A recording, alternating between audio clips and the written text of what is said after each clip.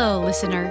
This is the Rogue Ones podcast, where we talk to extraordinary people living fascinating lives, and we learn from their successes and failures so that we may adopt the same rogue lifestyle with a bend toward the remarkable. My name is Leslie Eiler Thompson, and if you want more of the Rogue Ones podcast, go to rogueonespodcast.com, where I post about each episode with behind-the-scenes information about each guest, along with super easy-to-find streaming links if you want to share with a parent or a grandparent. Some of you know what I'm talking about here. This episode I have for you today is with Brandon Hayes, and it explores the notion of roles we play and balancing passion with practicality. Brandon is a Nashville-based music professional in many roles and responsibilities. Not only is Brandon a husband and father, but professionally, Brandon has a beautiful patchwork quilt of activities that not only pay the bills, but feed his passions, of which there are many. As a musician, Brandon plays drums for major touring artists. As a tour manager, he goes out on the road with artists, keeping schedules and activities on focus. And as a music publishing coordinator, he manages the writing and distribution of songs. Here's what I want you to listen for today. 1. How Brandon used previous poor experiences to inform what he ultimately should be looking to do long term. 2. How his conviction for what he loved never left him. And 3. How he worked to tear down invisible mental barriers for a better life of productive and full work. So, please enjoy this conversation with my friend, Brandon Hayes.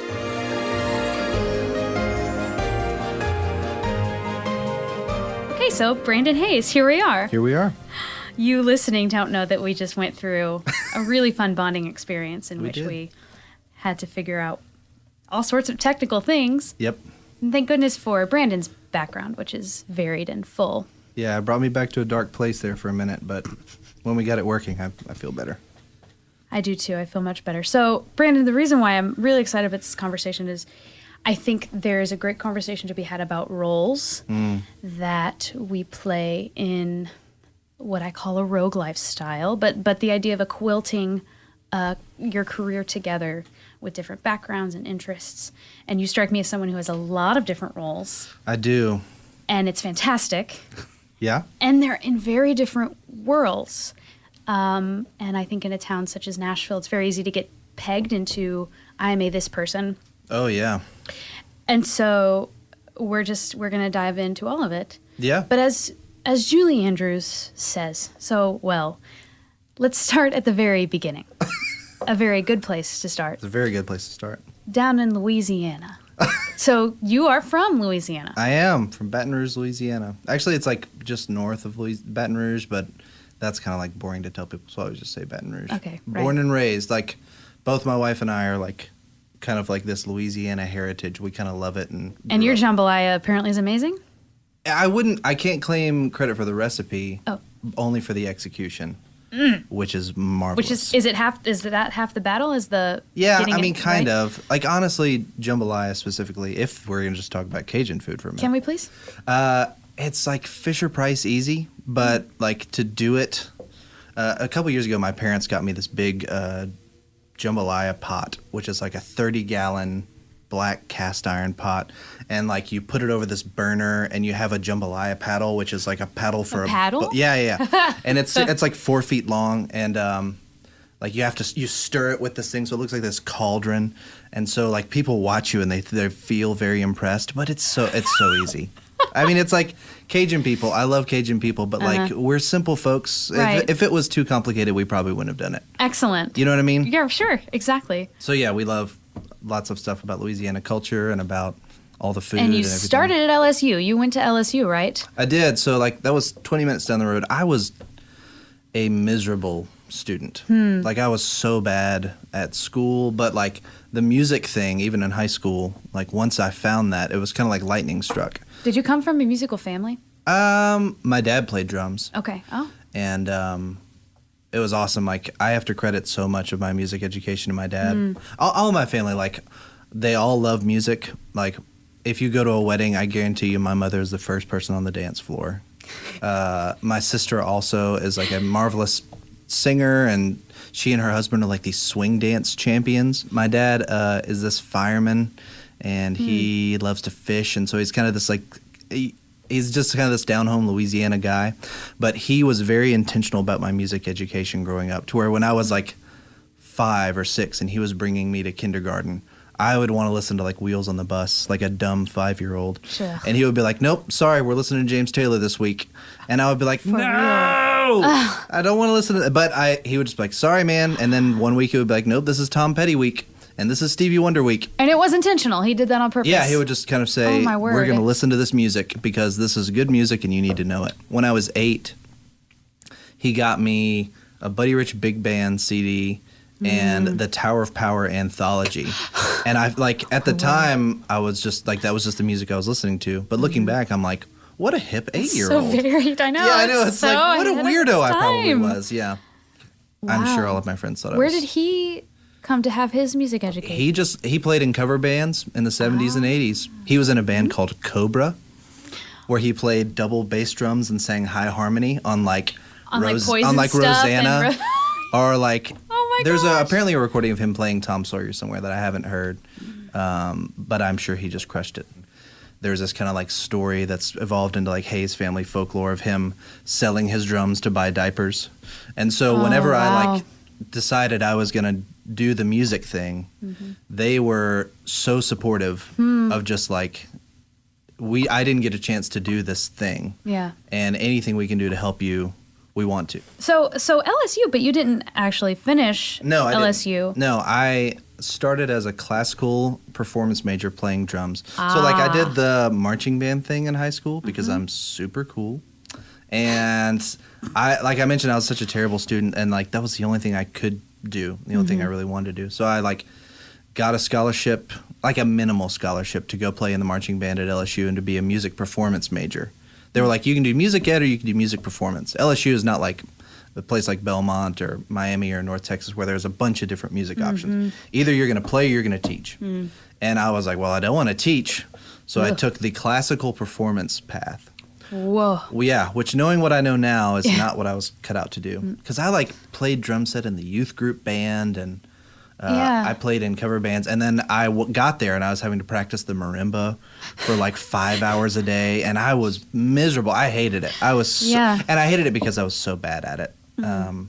Like, I take it back. I was pretty good. It came relatively naturally, but it was just never the thing I wanted to be doing. Like I always wanted to be doing something else.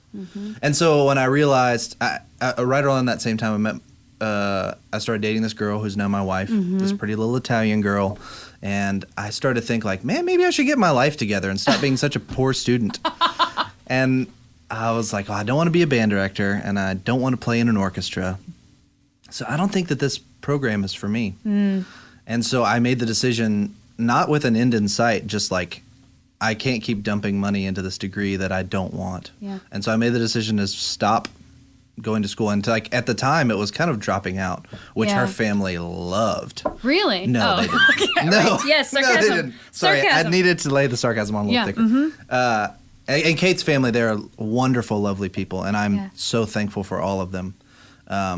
And now that I have 2 daughters of my own, if my daughter was dating some guy, some guy who didn't finish his music degree, I probably would be questionable about it too.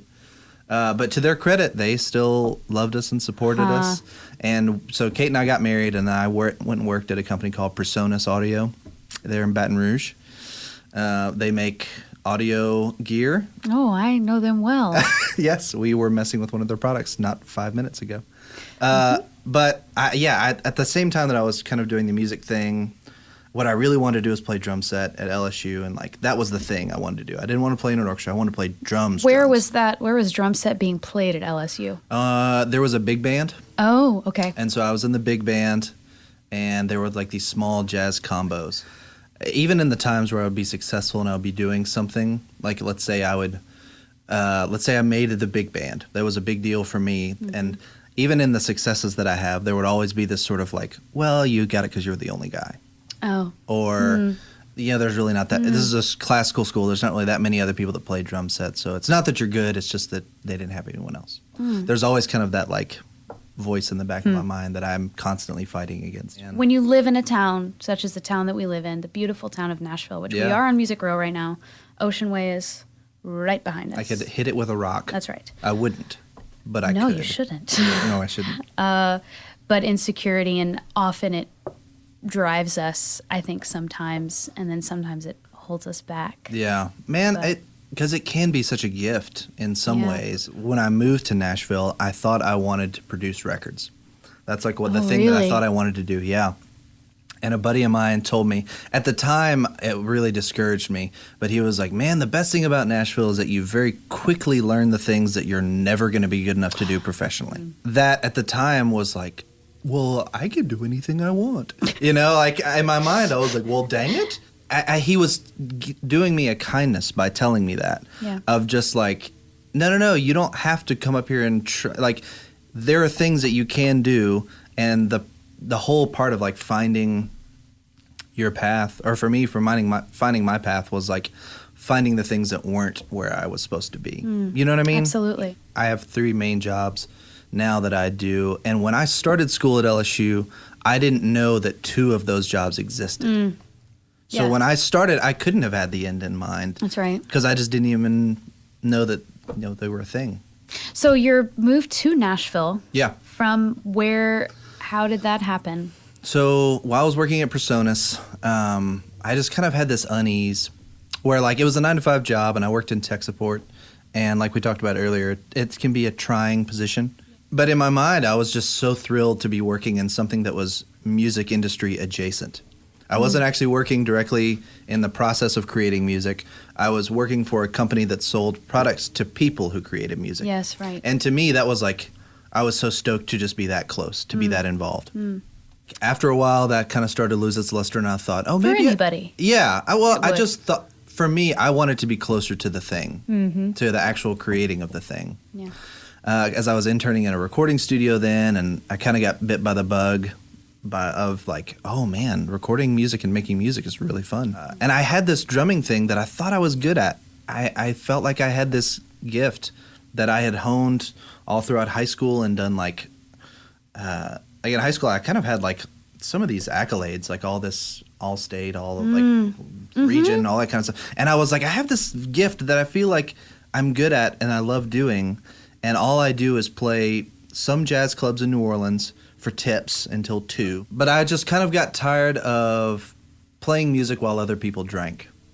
And like I spent a summer before Kate and I got married working on a cruise ship in Alaska playing drums. Oh my gosh, really? Yeah, and I kind of had that same experience of like, it was so much fun for half the time.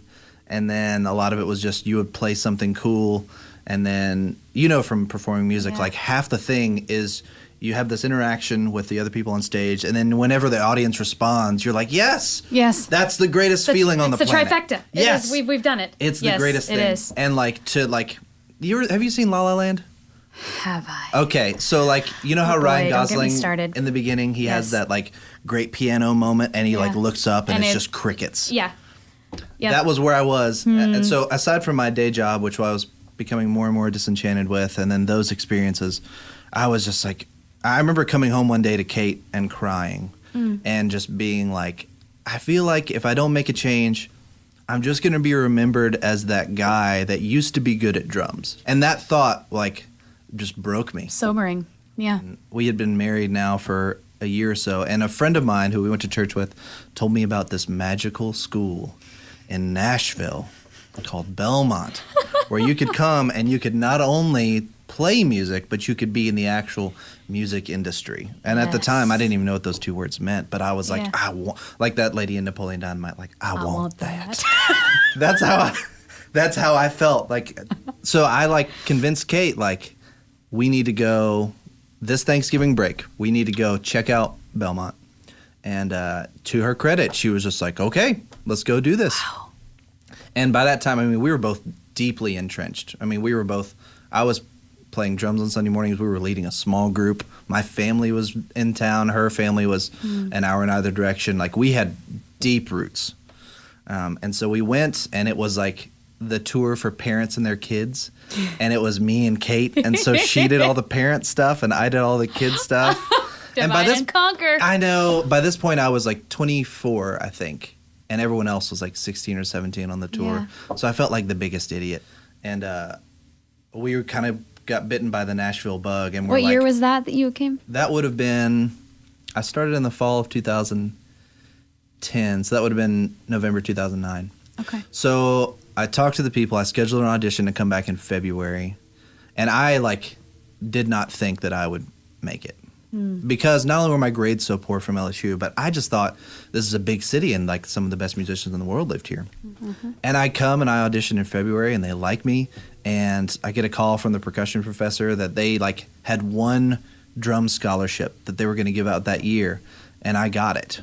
They had cut funding. And so it actually wasn't even a drum set scholarship. It was a classical one. All these doors that we felt like God was opening, for us to go. And Kate and I kind of looked at each other and we're like, I think we're going to move to Nashville. Leave everything. Like just the two of us. Yeah. We'd been married all of, a year and a half, 2 years. And so whenever we first got married, I worked at Personas while she finished her master's. And then we just decided, we're like, all right, well, we'll switch it. So whenever we get to Nashville. She's a teacher, right? Yeah. She got her master's in education. And she's like a smarty smart. They paid her to get her master's, like one of those type people. Things. She did it for free, and then they also gave her a grant. And she's like, word. But either way, we moved. And that was a huge leap of faith of just I don't know what this thing's going to be, but we just need to try it. We just need to see. Mm-hmm. And so we did. Wow. And we moved June 7th of 2010. And Belmont, I know a lot of people have a lot of complicated feelings about not just Belmont, but wherever they went to school. Yeah. But I went and it just it lit me up. It just rang all my bells because I had kind of gotten done all of my general coursework, so I was only able to focus on the cool stuff. Right. And I was older, so I was the kid that came and sat on the front row with my trapper keeper and asked questions because I cared. From my perspective, having been a 2-year inner, at that point I think I was a sophomore. You were the wily veteran. I was just I was all green. But what was really fascinating about watching you is you were such a leader you were wide-eyed just like all of us were, but you did have these years of wisdom and experience that we could all sense from the moment they start. But you had this yes, I have all this wisdom and experience, but look how engaged I am and very interested because, as you've just said, it got you really excited. Yeah. And I think that when I watched that, it sparked in me of this dude who's been through some stuff. I didn't know what you went through, but you said you transferred, you took some time off, all these things. I was like, if that dude's interested, I need to be interested as well. So I hope that encourages you. Yeah, that is so kind of you to say. Because when I look back on that time, I feel like I was just the old weirdo. I feel like that was my that was what people thought of me. I remember one of my first days of class, I was awkwardly trying to make friends with these 17-year-olds at the time. Oh, what a difficult situation. Yeah, and I was just trying all right, Hayes, you want to make friends, but be cool. These guys are actually cool and you're not cool. Be cool. And you were what, 24, 25? I was 25. And I remember... Just so young. I know, yeah. But at the time, I felt ancient. I felt like I had one foot in the grave. Uh-huh. And I remember talking to somebody and feeling like it was going well. Uh-oh. And they were like, how old are you? And I said, I'm 25. And they said, cool. My theory professor is 25. No. And I was okay, well, I had a lot of friends that were younger going through college together. And then once we graduated and they got out in the real world, they kind of always made fun of me for being older, which is fine. My good friends, it was kind of the running joke. But then once they graduated, I would start to get all these calls of hey, how do you do your taxes? Or I cannot tell you how many of my classmates called me and said, I have a flat tire and I don't know what to do. Really? Or my car won't start or whatever. And so I kind of was able to be this surrogate big brother. That's exactly what was in my head. It was it sounds like a big brother figure that you kind of pulled us all along with you. I love my time there because I felt affirmed. Yeah. I felt like there were people around me that were no, you do have this gifting. When I first got to Belmont, and I was that fall semester, they had the big commercial showcase, and the 3 acts that were playing were Chase Foster, who now works with Nick Jonas and does all kinds of great stuff, who's a great dude, Russ Dickerson, who Yeah. has a marvelous career as a country artist now. Yep. He showed up on a Spotify ad recently for me. Did he really? Yeah, and Cody Fry. Those are the Wow. 3 artists. And I remember looking at them and just being like, and being floored because they're all incredible. Yeah. And kind of just thinking like, I don't belong here. These guys are the real deal. And then like all of them have become friends, and like, Yeah. it's kind of crazy. It's funny, like there's not just in music, but in everything, there are all these imaginary barriers that we put up Yes. that are just not real. Like whenever Kate and I were young marrieds, we were 23, 24 when we got married.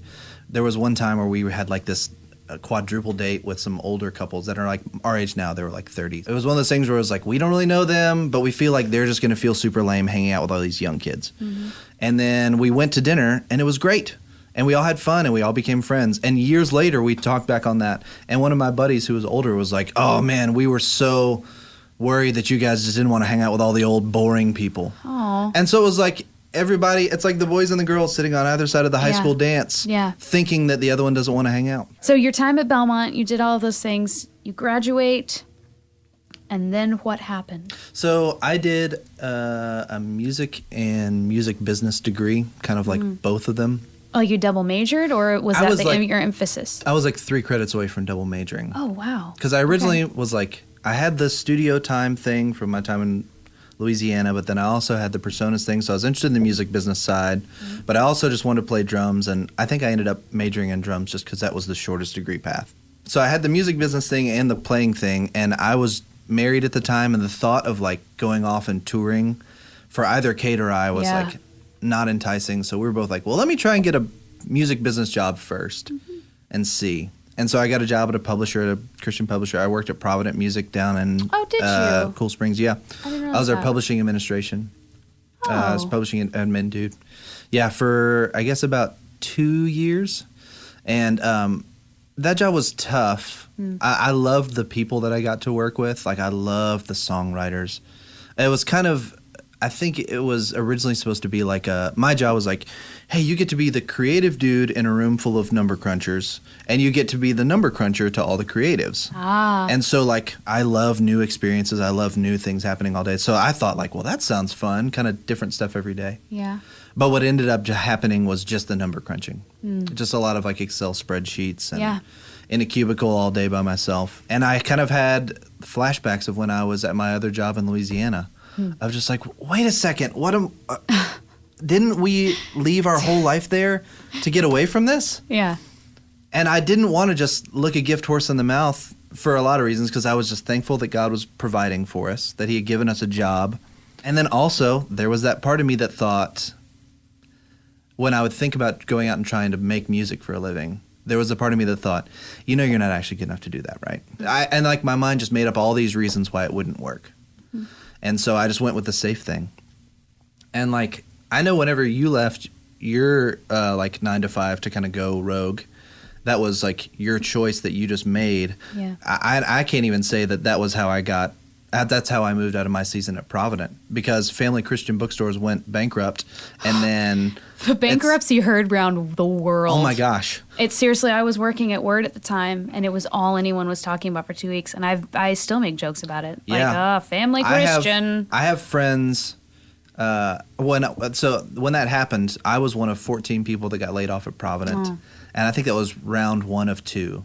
Wow. And then I have friends that worked at Capitol and at all sorts of other. I mean, like you're not exaggerating when you say it No, was. yeah, it was. It affected everything. Yeah, and so like I was kind of forced back to the square one of just like, all right, well, what do we do with this thing? And I had a friend who I had picked up there. Her name was Patty Lane, and Patty was just this. She was the kindest, sweetest, but also kind of could give you a kick in the pants, like to like get work done person ever. But she was kind of like helping me through processing all this, getting laid off, and like, well, what do I do next? And she was like, you now have an opportunity to take a step in a new direction, and you can choose whatever direction you want. So don't just step out of fear that, don't take the first opportunity that comes your way just because you're afraid that something might not come along. If it's the right one for you and your family, do it. Right. But don't do it out of fear. Fear is a real demon. Yeah, man. It can just make you do. It can even make you do the right things for the wrong reasons too. Like I had a professor. I think it was Chester Thompson who plays drums for like Phil Collins and Weather Report. And he was like one of the big reasons I wanted to go to Belmont. And I went there thinking I was like the thing I was gonna get from Chester was like this drumming stuff. But the biggest lessons I got from him were the times that we would go in, just sit down. And he's kind of this grandpa that just loves Jesus and loves his family. And he could just like see it on my face that I was like totally operating out of fear. Fear that I would never make it. Fear that if I would come in to him and be like, Chester, I got a call to do this thing, and it's like I'll be playing for tips, and I would be gone from my family for like 6 days. But like, if I don't take this, then will the next call come? And he was the one that was like, Brandon, sometimes like saying no as an act of faith is the thing that you need to do. And he compared it to kind of like tithing, like how like if you're a Christian and you give the 10% thing, it's less about funding the church as much as it is kind of giving the middle finger to the idol of money. Like there's no quicker way to tell money that you have no control over me than just to give it away. And like that's profound. Yeah, and that was kind of the same thing that self-employed people have of like saying no sometimes just because it's not a good fit is a good way to give the middle finger to the idol of the phone, of that fear that like my phone's never going to ring again, because I could stare at it and try and shoot it with my mind bullets and make people call me to play. It's ever present, especially now. But I will tell you this, because I know that folks who listen to this podcast, some of them are self-employed, some of them are doing the 9-to-5 thing, and both of those are awesome. Yeah. Kate will tell you that like some afternoons she just kind of comes home and I've just like kind of gone dark, where I'm just like, I don't know what I'm going to do in my life. I don't know what the future holds. But then the next day I'm okay, you know, because something happens and I'm fickle. But all that being said, I would never trade those 2 or 3 days a month for waking up every day. That's right. And going to do something that I knew didn't matter. Like when I was at one of those jobs, I remember coming home and like crying on Kate's shoulder and just saying nothing I did today mattered, which like is probably not true. Right. But that was my mindset at the time. Like, she is the hero of that story. Like, the fact that I had a job interview later, and whenever I was trying to decide what to do, I like did the nerdy thing of like, my wife's a teacher, and I said, Kate, can you bring me home a whiteboard? And I took this big whiteboard and I drew on it, like just it probably looked like a beautiful mind, like just nonsense. Yeah. If someone saw it, they would probably think John I was Nash. crazy. Yes. Yeah. But I like tried to say, all right, what are the things I feel like I'm good at? Yeah. And I kind of scribbled those down. And I was like, what are the skills that I think I have? And I wrote that down. And then I said, what are the things that I want in my next vocation? And I like had made 2 tiers. Like, it has to have this. The second tier was like, it'd be good if it had this. And then I made a pros and cons column of being self-employed and 9-to-5. And I showed Kate when she got home, and she was like, okay, any opportunities that come your way, this is what you measure it against. A week after I got laid off, a friend of mine pulled a favor to get me an interview at another company. And I went into the interview, and after about like 20 minutes, I was going through the rubric in my mind, and I was like, this ain't it. I would be miserable doing this thing. And I left the interview, and I called Kate, kind of sick to my stomach. And I was like, hey, just so you know, she's like, how's the interview go? And I said, I turned it down. They wanted me to do it because I had the skill set, but I was like, I just don't think that's the thing. Yeah. And she was like, whew, okay. Yeah. Well, let's keep looking. There was one time when I was really down, and I was like, well, I don't know what I want to do. I want to do this thing. And then she said, well, do that thing. And I said, well, I don't maybe want to do that. Maybe I want to do something else. And I was just going back and forth. And she just like almost grabbed me and just said, what, like when you think about it, what do you want to do? And I said, I just want to make music I like with people I enjoy being around. And she said, well, then do that. And it was like this moment of clarity of like, oh, maybe it doesn't have to be as hard as I've made it out to be. Sometimes when you do that work to understand what are the underlying ingredients of my jambalaya. Oh, hey. Okay. Yeah. You suddenly realize that maybe it wasn't that I wanted to make all my money doing that thing. Yeah. maybe I just really need that thing, great music, great people. And the money, once you've separated it, once you've Yes. moved those things aside, then it all becomes just a little bit more clear. Yeah. Well, it helped inform the type of crowds that I wanted to be in. Yeah. And so, like, right before I got laid off, Sarah Davison, who is a piano player here in town, and she has a band called Okay. High Road. I played with them a few times while I was working at Provident, and she was like, she called me the week before I got laid off and said, "Hey, I know you have a job, but here are like 30 dates through the rest of the year. We would love to have you on." And at the time, I was like, "Oh my gosh, Sarah, I would love to do that, but I can't because I got this job."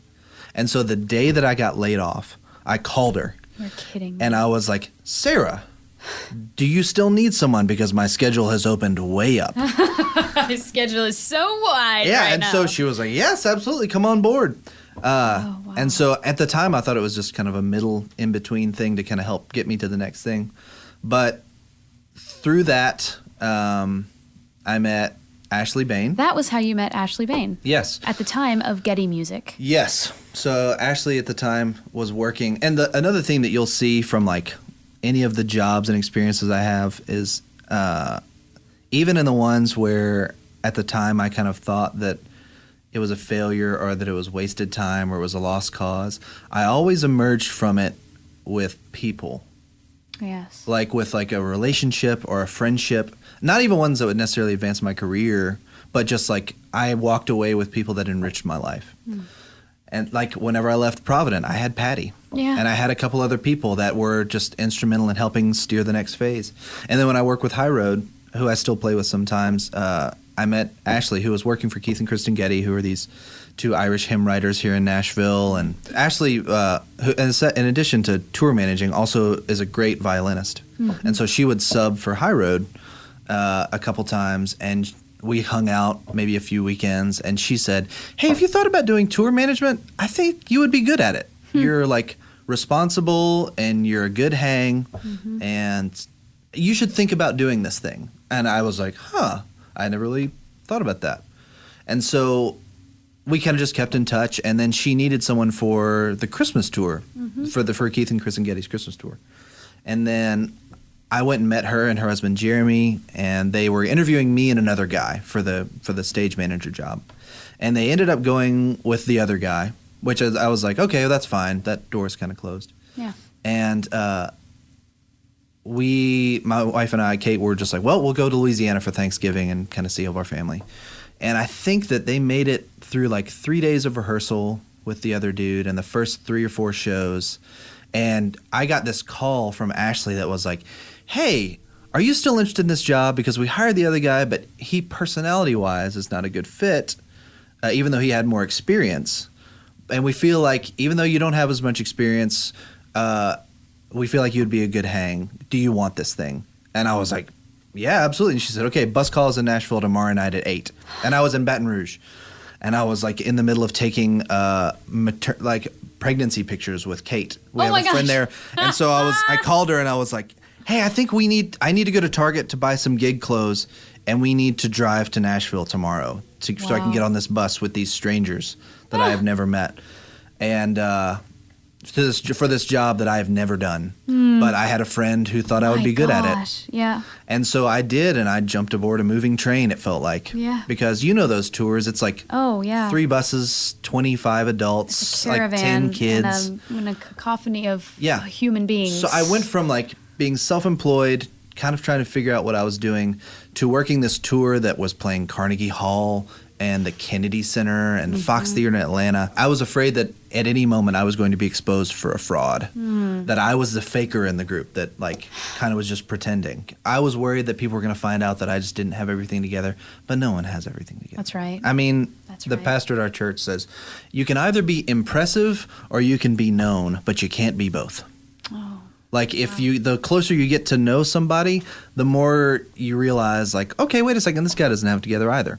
But anyway, so through working with the Gettys, I was like, okay, maybe I have this skill set. And then she and Jeremy left to start their own touring advancing company, Bain Pro. And that was right on the time that Ashley found out that she was pregnant. And so she said, I am going to have a baby, so I'm not going to go travel with these artists. Would you be interested if I advance the shows? Would you go out and road manage some of these artists? And I was like, sure, who are your artists?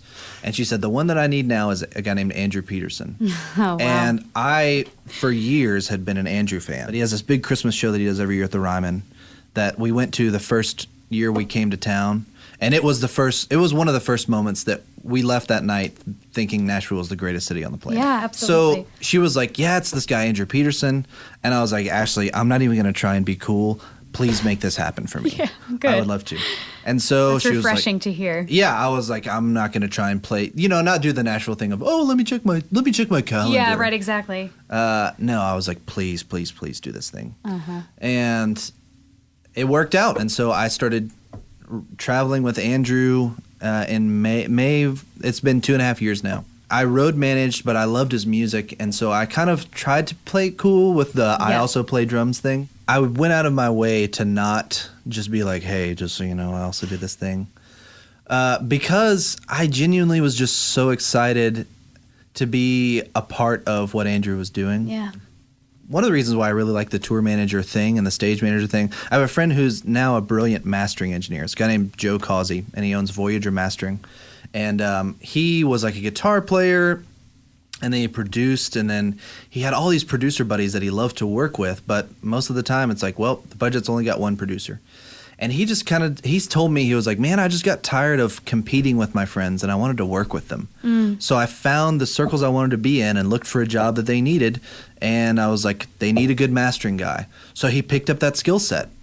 And that's kind of how I treated the tour manager thing, as I was like, where are the circles that I want to be involved in? What are the needs that are there?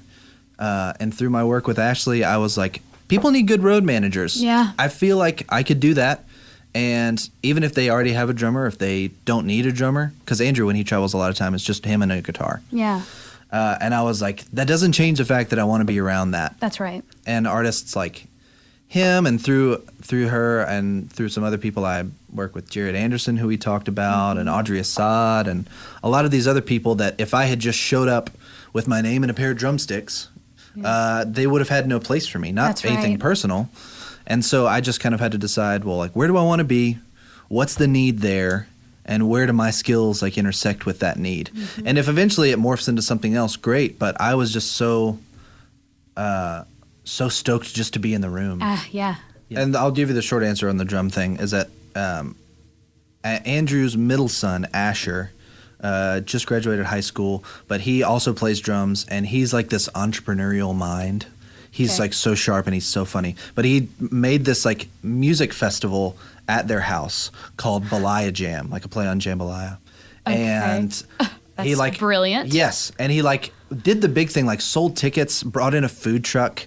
They built a stage. Like it was this big thing. That's And- overwhelming. Yeah, and so they did it at Andrew's house, and Andrew texted me and a guy named Greg LaFollette, who played for Waterdeep, and then Andy Osinga, who has done a million things.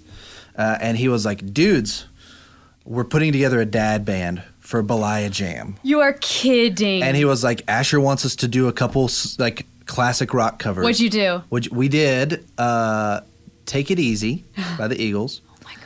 And we did, what was the other one? We did You Wreck Me by Tom Petty. Oh my gosh. Bunch, dun, you wreck me, Okay. babe. I remember feeling this feeling of like I had watched Osinga and Andrew and Greg all do these great things. And I remember being so stoked that we were playing music, but I looked around and I was wearing a sombrero. And like the first time I was playing with some of these like heroes, I was like, okay, we're playing Take It Easy while I wear this sombrero. To teenagers, I assume. Yeah, and Yes. I was like the humor of it was not lost on me, of just like, okay, well, I guess this is the way that this thing's gonna happen. I mean, there's really, when you look back on it, there's no other way it could have happened. That's right. And so then like Andrew and I had a conversation later where he was like, well, wait a second, so you're an actual drummer. Huh. Like you actually do the thing. Right. And I was like, yeah, I do. And so he started doing some smaller like band shows, and so I'd go out and tour manage and then also play drums. And then this last year for Behold the Lamb, and they needed a tour manager, and Andrew kindly threw my name in the hat and was like, and I think he would also be a good fit to play drums. And so Wow. thankfully Christy and his management team went for it. And then it's this like group of these amazing musicians, and the show is great. And we played the Ryman. We like for the first time. That was your first time. Yes. That was your first time on the Ryman. Yes. Do you feel like, because I didn't grow up listening to the Opry, I really didn't come from a country perspective. Oh, me neither. But I just feel like every musician in Nashville kind of a little bit longs for that first time you stand on the Ryman stage. Oh man. And get to do your music thing in whatever form that looks like. Well, I mean, aside from the fact that that building is magic. Yeah. I mean, straight up. For me, it was mega emotional because, like, when you look at it through the lens of everything I had done before, that, like, there have been multiple points in my career where I thought music just was going to be a thing I used to do.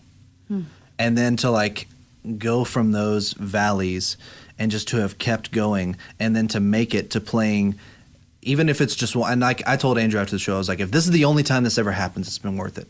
To have played one sold out show at the Ryman. And like the thing about that building that's so great is that it's 2,000 people, but they're right on top of you. Yeah. And so I could look out in the audience and see I could see my friends, and my parents were there, and I could see my parents, and I could I get kind of like teary eyed thinking about it, but I could see Kate.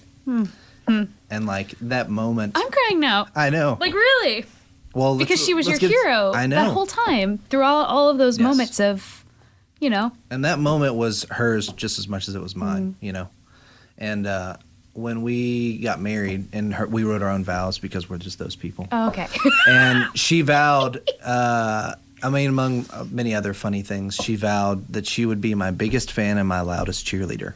And so, like, that was the greatest thing that we got That's huge. together. And I could look out and see her. And so we got done, and the show, it ends with, like, the whole premise of the show is that Andrew has this album called Behold the Lamb of God, which tells the story from creation all the way to the incarnation of Jesus. And it ends kind of with these last kind of big 8 bars of, like, whatever you got left in the tank, you got to leave it on the field. So I was playing this big thing, and I was looking out, and I was seeing everybody. And I kind of hit the last note. And a friend of mine sent me a video, because I had a couple people that were in the audience videoing. And I hit the last note, and I just collapsed on my drums. Just fall down. And I'm just, like, weeping. Oh, wow. That this sort of thing could happen. Yeah. You also have taken a semi-full-time, you have a desk. So in a way, it's kind of a desk job. But you do have this recent role of kind of revisiting your roots of admin of publishing stuff. Yeah. But on a team, because I've read the bios from everybody on the team, it's a team of music folks, actually. Yep. Yeah, it's a company called Hearts Bluff Music. And when I got laid off from Provident, so that would have been 2015, I guess, Patty Lane, the same lady, she set me up with the president of this company, Hearts Bluff, the guy named Scott Parker, just like, hey, I feel like you guys should connect. And I was kind of taking meetings with anyone who would meet with me at the time. And so he and I went to Edge Hill Cafe and talked for like an hour and a half or so. And he was just so kind. And he kind of told me about their business. And he was like, well, we don't really have anything for you now, but I'll keep your resume. And like, I had been in Nashville long enough to be like, okay, buddy, sure, you'll keep my resume. And so I left there and kind of forgot about it. And after I had done the tour manager thing, and I was like, I had made it a couple years self-employed, Scott emailed me out of the blue. Hey, man, I'd love to get together and get coffee. And I was like, okay, that's weird. And I came to the office, and I didn't realize it was an interview at the time because I wasn't looking for work. I was playing music and tour managing. And he was like, we need someone, but it's only 3 days a week. And some of those days can be remote if you need to be working from a plane or from an airport or from a tour bus. And I was like, what? Okay, that's kind of crazy. And so I called Kate on the way home, and I was like, this thing is happening, and it sounds like it's too good to be true. And did it fit your whiteboard list of requirements? And I was like, and I looked at it, and I was like, okay, this could actually work, and I could still keep doing the stuff that we have. And at that point in time, our little girl was like 6 months old. And we were kind of like looking for ways for her, just to like kind of help provide more for her. And I was like, I think this is a thing that could work. And so I accepted it. And what we do is we purchase music publishing catalogs. Mm-hmm. So we buy up songs like little businesses. And again, like I was saying earlier, I didn't know that existed. But either way, that's like the three main things that I do is that I work at Hart's Bluff kind of as like a catalog valet. So whenever someone hits the door with a song or a catalog that they want to sell, I guide them through that process of like selling and everything. So I do the Hart's Bluff thing, and then I do tour management, and then I do drums, and then sometimes those things intermingle. But yeah, it's kind of crazy. I can't remember who said it, so I'm like misattributing a quote. It may have been Dave Barnes, but he was in another interview that he was giving. He talked about those of us that are like self-employed and have multiple different avenues of income. He equated it to like tending 3 or 4 different fires. Yeah. And like sometimes one will go out. That's and right. so you move over and kind of tend the other thing, and then you notice one is kind of burning hot. So you're like, oh, I'm going to go ahead and put some kindling on that. And the whole theory is that like if you have 3 or 4 things going on, then chances are at least one of them is always going to be burning. Yeah. Which kind of feels true, It right? is. I think that feels very accurate. I wish that there was more of like a accepting attitude towards that. Like if like we know the feeling of like there's a guy who I went to school with at Belmont that played drums for a while, and now he makes candles. Like that's like his job. He stopped playing drums and he's doing candles. I was talking to a friend about that, and I was like, isn't that kind of crazy that he is making candles? And my buddy was like, oh, so the drum thing didn't work out. Oh no. And I was and I kind of like turned my nose up a little bit of just like, well, wait a second, why can't it just be that he has this other thing that he likes to do? That and fire was burning bright at Yeah. that moment, and this drum fire has kind of gone out for a Yeah. second, and you can always revive it. Yeah, totally. Well, and I think about the place that I come from, which is the Midwest, which is they would say something like that. Yeah. Because we have the great joy of living in this beautiful bubble of we kind of all understand what everybody's going through in a way when Yeah. you are self-employed and when you are quilting something together with music or with something else. But that kind of language and that kind of narrative was something I grew up hearing all the time. Oh, she used to be this thing. Yeah. She used to whatever, but she didn't. She wasn't good enough, I guess. And we come to find out that it's actually about just staying in the game. It's actually Yes. just about doing it.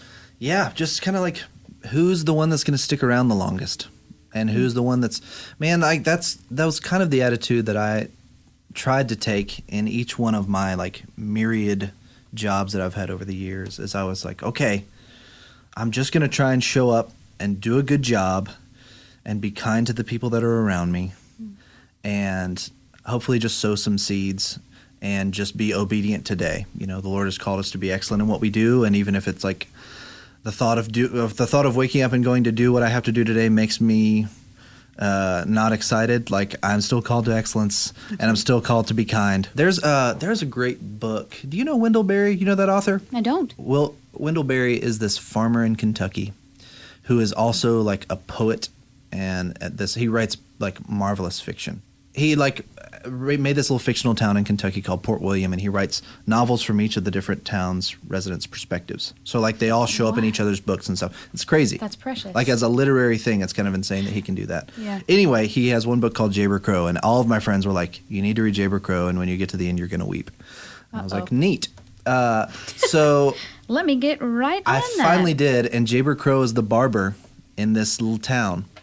And I'm already weepy. I know. And he kind of celebrates the routine of it and the like staying close to home and all that kind of stuff. But his whole story is kind of crazy because he went off and he lived in a boarding school, and then he was like doing odd jobs, and he went to seminary and he dropped out of seminary. And so he's like, and later on in the book, he's kind of looking back on his story and kind of talking about it. And he talks about how, you know, someone could look at my path and say that it was a really winding, twisting and turning path. But in hindsight, I now see that it was really the straightest path to get to where I am now. And there's really no other way I could have gotten here other than to do all of those other things. And there's this great quote that I love. He says, I have had my share of desires and goals, but my life has come to me, or I have gone to it, mainly by way of mistakes and surprises. I wanted to end on that final quote because we often believe that if we just do that one next thing will be on the path to accomplish all our dreams. I simply don't believe that to be true. The evidence just doesn't support it. We need to continue to show up to do good work, and surprises are bound to happen to us just like they did and continue to do for Brandon. As we approach the final 2 episodes of this first season of the Rogue Ones podcast, I invite you to share this podcast with your friends and those who might be interested to be a part of our Rogue Army. The final 2 episodes of this season with Iditarod champion Lance Mackey and powerlifting legend Jim Windler are going to be absolutely insane. And to be honest, I giggle every time I think about the conversations we had and getting to share them with you. So stay tuned for those 2 episodes. We'll launch them in August. As always, thank you for listening.